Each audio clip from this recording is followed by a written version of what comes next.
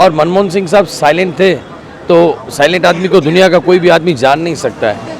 तो I think so उनका on decision नहीं था, तो उन पे पिक्चर बनाना भी नहीं चाहिए, क्योंकि जो बोलता है वो बिकता है, दिखता है, बट उन्होंने नहीं कुछ बोला, नहीं किया। आज मोदी साहब हैं, काम कर रहे हैं प्रधानमंत्री होके, और आज तक शौचालय की बात किसी प्रधानमंत्री नहीं की है। तो ऐसा प्रधानमंत्री जो घर घर में है, आज उसने जीएसटी लगाया तो बुरा बन गया, नोटबंदी की तो बुरा बन गया।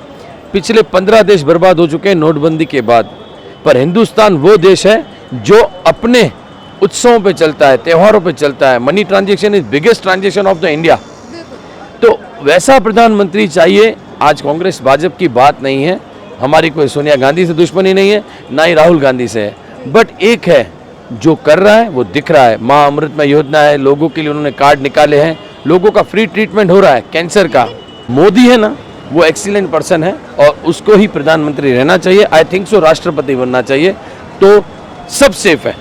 तो फिल्म का फर्स्ट डे फर्स्ट शो आप देखने जाएंगे? 100% देखने जाऊंगा और उस पर कमेंट्स भी मैं दूंगा। मुझे ट्रेलर अच्छा लगा और मैं कुछ बताना चाहूँगा कि जैसे मूवी का ट्रेलर स्टार्ट होता है तो शुरुआत में बोलते हैं कि डॉक्टर मनमोहन साहब हैं जो वो भीष्म जैसे हैं, कि उनके अंदर कोई खामी नहीं है। तो ये मुझे ट्रेलर में देखकर लगा कि वास्तव में मनमोहन साहब भीष्म जैसे थे, लेकिन कहीं ना कहीं परिवारवाद भी दिखाई दिया मुझे कि वो रिजाइन देते हैं डॉक्टर मनमोहन साहब, तो सोनिया गांधी जी कहती हैं कि अभी राहुल कैसे टेक ओवर करेंगे। तो कहीं ना कहीं परिवारवाद देखने को मुझे मिला इस मूवी में, और मनमोहन साहब वास्तव में भीष्म जैसे थे। लेकिन जिस तरह से अभी अगर आप जानते हो तो 2019 जो है वो इलेक्शन का समय है। इलेक्शन के समय पे फिल्म आना जिसमें कहीं ना कहीं कांग्रेस को काफ़ी गलत जो भी है जिस तरीके से भी दिखाया गया है, कहीं ना कहीं कंट्रोवर्सी हो सकती है, बहुत सारे हंगामे हो सकते हैं। तो एक ऐसे टाइम पे इस फिल्म को लाना कितना सही होगा? मुझे लगता हो सकते नहीं होंगे, 100% होंगे ऐसा। तो मूवी इस टाइम पर आ रही है तो ठीक है, हमें कांग्रेस का इतिहास देखने को मिलेगा, मनमोहन जी के साथ क्या क्या हुआ वो देखने को मिलेगा, और आखिर में मनमोहन जी ने क्यों कहा कि मैं रिजाइन दे रहा हूँ, ये जानने की इच्छा है मेरी बहुत, कि उन्होंने क्यों कहा कि मैं रिजाइन देना चाहता हूँ। 10 साल मनमोहन सिंह जी ने अपनी प्राइम मिनिस्टर की कुर्सी को संभाले रखा है, लेकिन इस तरीके से दिखाना, एक स्टोरी को जानना कितना अच्छा होगा लोगों के लिए? हाँ, मैं वैसे मनमोहन सर बहुत अच्छे हैं, बहुत बड़े इकोनॉमिस्ट भी थे, बहुत ईमानदार आदमी हैं, तो उनके बारे में जानने की काफ़ी इच्छा है। तो मैं ज़रूर जानना चाहूँगा उनके बारे में, लेकिन कांग्रेस का इतिहास अलग है, मनमोहन सर अलग है। ट्रेलर भी मैंने देखा और it's a very bold film actually, and इस तरह से कोई भी फिल्म इतना क्लियरली कुछ भी अभी तक बता नहीं पाई है, and really it's a very bold step in the time of elections also. तो अच्छा है, हम लोग ज़रूर जाएंगे इसको देखने के लिए। I have watch the trailer, मुझे है desperately I want to see that movie. Thank you. Election का समय है, इलेक्शन के समय पे फिल्म लेके आना जिसमें ट्रेलर में काफ़ी ज़्यादा कंट्रोवर्सी हमें दिखाई जा रही है, एंड उस टाइम पे जैसे कि कहीं पे भी हंगामे हो सकते हैं, कुछ भी मतलब रिएक्शन आ सकता है जो कि अभी तक नहीं आया है। आप क्या कहना चाहेंगे?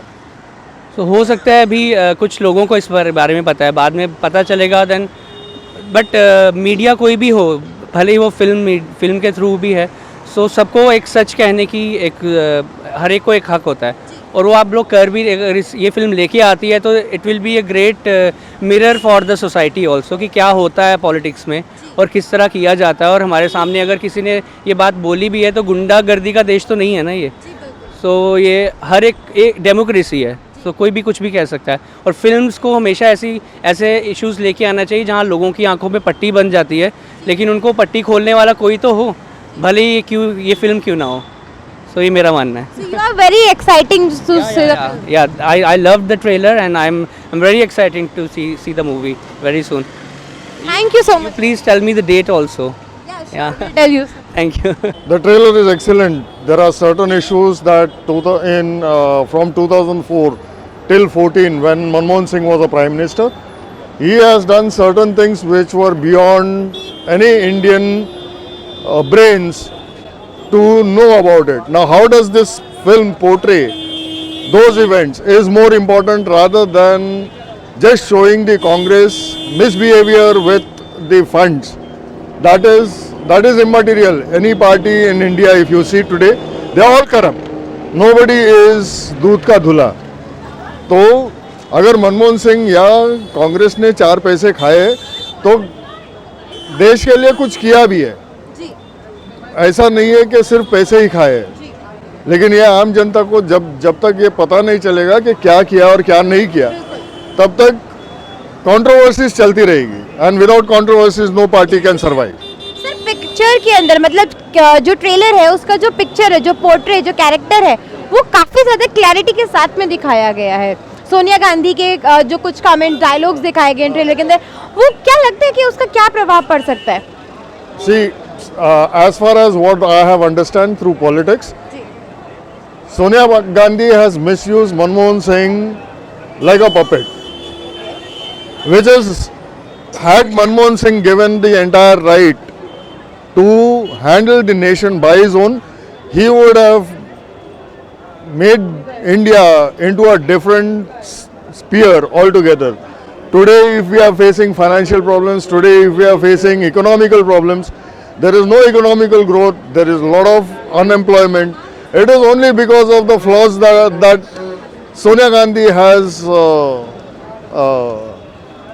manipulated, and today the same trend is followed by Narendra Modi. He is not doing anything extra. GST was supposed to be implemented by Manmohan Singh. GST format was such that income tax for the normal people was supposed to be reduced to 22% and 18% GST, wherein people would be paying only 40% of their income as taxes. Today, if you see, you're paying more than 55% of your income in taxes. So it doesn't, where we were paying 43% after before GST and all the taxes levied, today we are paying much higher, at least 12% higher than what we were paying before 2014. For me, as I see it, it is something which, if once again Congress comes in and Manmohan Singh is given the entire rights to rule the nation according to his economical studies, I am sure India can do wonders. So film का trailer देखने के बाद में जिस तरह से हम कहते हैं जब राजनीति की बात आती है तो कहीं ना कहीं कंट्रोवर्सी हो ही जाती है. जब फिल्म पद्मावत पे इतनी कंट्रोवर्सी हो सकती है तो द एक्सीडेंटल प्राइम मिनिस्टर पे कितनी हो सकती है? काफ़ी हद तक, cause our country is like politics सबसे पहले आता है, then everything. So maybe BJP and Congress काफ़ी हद तक होगा. काफ़ी हद तक होगा. लेकिन आपको लगता है कि ये फिल्म लोगों को देखनी जानी चाहिए और ये फिल्म रिलीज भी होनी चाहिए, सब चीज़ होनी चाहिए? Yes, of course, people should come to know about history of India, how he became prime minister and all. इसी उस पे एक फिल्म आ रही है द एक्सीडेंटल प्राइम मिनिस्टर. कैसा लगा आपको ट्रेलर? अच्छा लगा बहुत. अच्छा, क्या लगा ट्रेलर को देखने के बाद में आपके मन में कुछ सवाल है? उन्हें ऐसा लगता है रियलिटी है करके दिखा रहा है, तो पिक्चर रिलीज होगी तो अच्छा है, देखेंगे हम. आपके भी कुछ सवाल होंगे, आप भी शायद कुछ ऐसा होगा जो हमें बताना चाहते होंगे या जानना चाहते होंगे. सो नीचे कमेंट सेक्शन में हमें बिल्कुल बताना ना भूलिएगा कि फिल्म का ट्रेलर कैसा लगा, आपको अनुपम खेर जी कैसे लगे फिल्म में, और फिल्म में क्या हो सकता है, क्या एक्साइटमेंट है. कमेंट सेक्शन में हमें ज़रूर बताइएगा. और ऐसे ही चटपटी बातों के लिए और ऐसे ही सच्चे रिव्यू के लिए बने रहिए मेरे साथ बॉलीवुड स्पाई में. Thank you.